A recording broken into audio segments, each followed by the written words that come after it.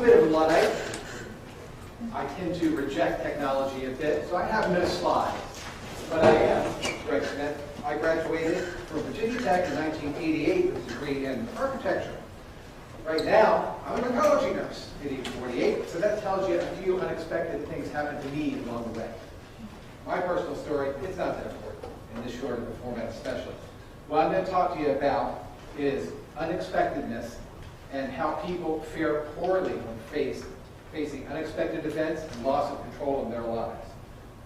For the last 8 years, I have worked on the bone marrow transplant unit over here in Weinberg at Hopkins.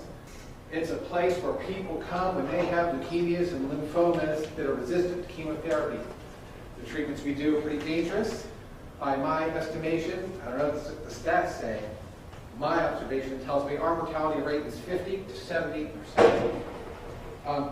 Patients and families usually ask me how the heck I can do a job that is that depressing. But I tell them, this is the most rewarding job in the world. Why?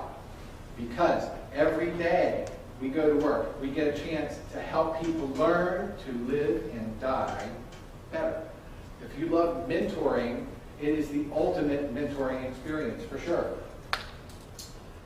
In America, being American is part of the problem in our society.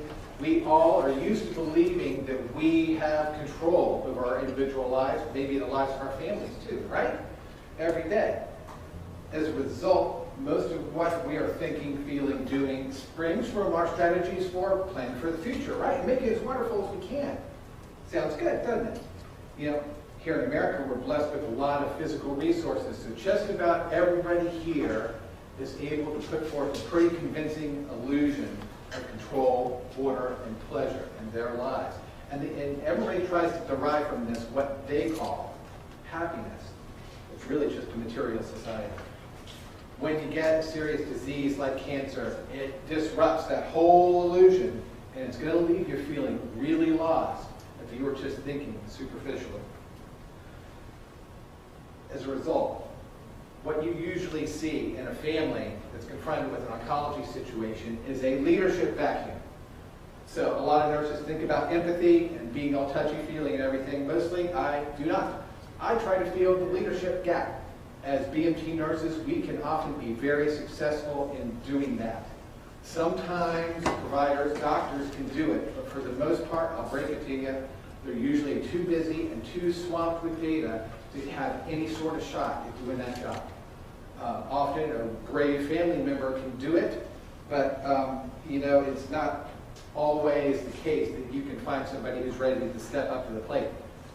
The patient is usually the person in the group most ready to take the reins of their lives, but it's not fair to make it incumbent upon them to always step forward and do that. The good news is, as nurses, our chances of success when trying to do a leadership intervention are pretty darn good. There is no population of people more ready to listen to good advice than our patients who are facing life and death situations. So, if you can give it, you're mostly going to listen and you're mostly going to see it work. When my patients are sick, one of the things they always ask me is, what work can I do to get myself better? My answer to them is always nothing. Absolutely nothing. The situation's totally out of your hands and totally out of ours too. If you've absolutely got to work on something to keep yourself from going crazy, then it should be your mental attitude. It's the only thing that's going to be valid for you to work on. This is the only thing that you can control. So I came up with a little checklist of 6 points. They're really platitudinal, and I apologize, but gosh, they're the honest truth. And if patients can learn to follow these right now, when they're sick, now I say to them, learn to live right now, instead of waiting for the day when you can go back to living and you're back to normal. You know, it might not happen. Do it now. So here's my 6 points. Point number 1, finding the joy inherent in each day. Compartmentalizing. The most important skill is to learn one day at a time. Sometimes, when you're sick, you have to learn to live 1 hour at a time. And just take that time reference. Occasionally, if you're desperate enough, you got to go 1 minute at a time. Trust me, you don't want to go there. However, there is always some portion of joy to be found in any day, even when you are sick. It just takes patience to detect it. Once you found it, you remember. Tomorrow's joy belongs to tomorrow. Yesterday's belongs to yesterday. If you can just compartmentalize, you can keep tomorrow's worry from intruding. Point number 2, always be around the things that you love. If you love money, fame, fancy stuff, power, control over others, you better rethink yourself pretty darn quick. You're not going to be able to act like that in the hospital, and you sure don't want to take those things to your grave. If you love family, friends, God, fine works of art, music, the best of food, those are much better starts towards happiness and enlightenment. Surround yourself with those things and keep your mind and soul interested. Point number 3, consider the value of play. I want to talk about a movie. You probably heard of it, Citizen Kane, right? 1939. About a rich guy who had everything he wanted, had the world by the tail, and could not get himself happy. When his life finally dwindled to a deathbed, what was his last word? Rosebud. Well, nobody could figure it out. Everybody was free. But it turned out, in the last scene, we find out Rosebud is a toy. It was his sled. It represented his childhood, the only time he was ever happy. Don't be like this guy, Charles Foster Kane. You're going to waste your life. You don't want to be wasting your life when you're already sick and in danger. Number 4, be prepared for unexpected happiness. I'll tell you one story. I was walking to go to my shift, 6:45 in the morning, coming down the long hall in the hospital, and I hear this piano music boiling down the hall from the direction of Weinberg, where we have a piano. Well, with just any music, it was Claire de Lune, my absolute favorite song of all time.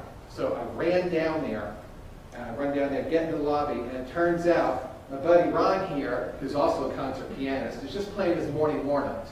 So I made Ron stop and play the whole thing all over for me again from the beginning.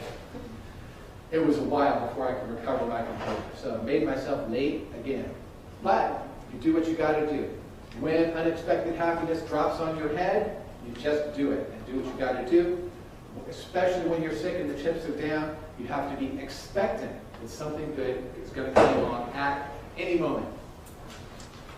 Point number 5. Remember, you're always an example. That you are being watched very, very closely when you're sick by family and friends.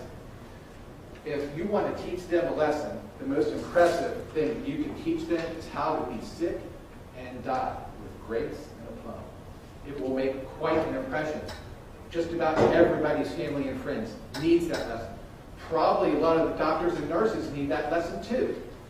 So, it doesn't really take a lot of work and energy to have grace in this situation. What it takes is spiritual certainty.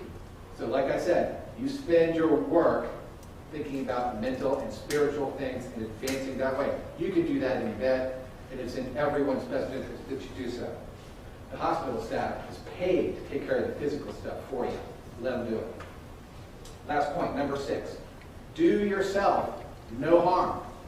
The Hippocratic Oath states, for doctors, I will prescribe regimens for the good of my patients according to my ability and judgment, and never do harm to anyone.